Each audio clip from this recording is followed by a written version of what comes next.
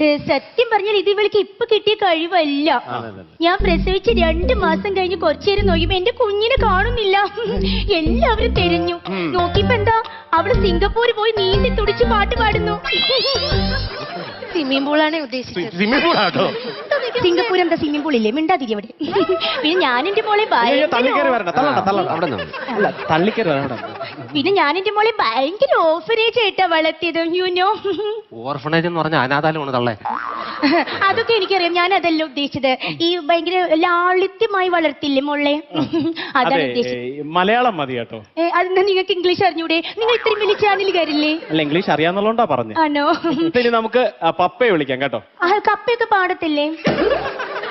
ഡാഡിനെ വിളിക്കാം. ഓ daddy, you call me daddy, you know.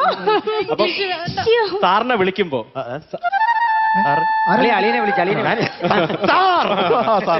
സാറിനെ വിളിക്കുമ്പോ